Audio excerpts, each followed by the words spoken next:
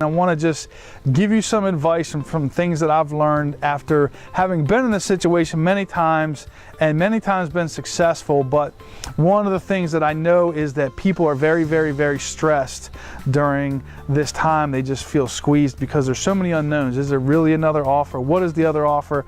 Unfortunately, you just don't know any of those answers, so you really have to strategize. And the first piece of advice that I'll give you is make sure that you come up with an offer in your mind that you can both live with. If you get the house, you feel like you didn't pay too much, you're not upset about that. And also that if you don't get the house, you say, you know what, I put my best foot forward, I didn't get it, it didn't work out, but I wasn't willing to pay more than that. Obviously, that number sometimes isn't the same number, but you want to come as close as you can so that you don't have regrets after this is all over. Make sure that you have a good lender and that your lender is on the team. So what I mean by that is when I'm helping a buyer put in an offer, and I know there's multiple offers, one of the first things I'll generally do is, assuming they're working with a lender I referred, is I'll call the lender up and say, hey, do me a favor, call this other agent and give them as much information as you can without giving away any personal information. So there's different types of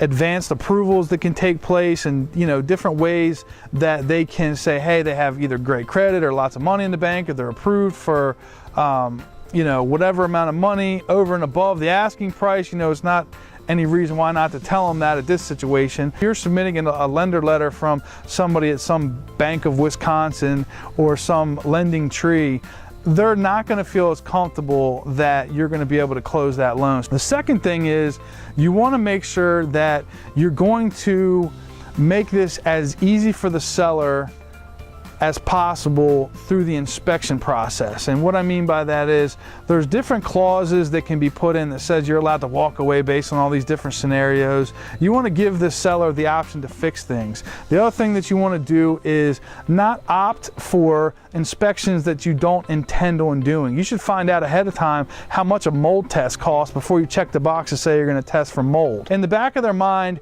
they want you to do as light of an inspection as possible. The other thing is they want you to do it quickly. They don't want you to put in there that you're going to give yourself 3 weeks to do inspections. I always tell my clients, let's do this in 7 days. I have inspectors I work with that are, they know when they're generally working with us, they have to do it in the next 2 or 3 days. So we do the inspections very quickly. That lets the seller know that should there be some sort of situation we can't agree upon something, they're going to be able to put the house back on the market quickly. They don't have to wait till a week before settlement to find out that we're going to try to renegotiate over this roof that may or may not need to be fixed or something like that. The next strategy is to tug on the heartstrings. And what I mean by that is you want to write a letter to the seller and tell them why you think this house is the house of your dreams. And for many people, this is a journey, this is a process, and you've been through a lot to get here, or this house has some sentimental value to you.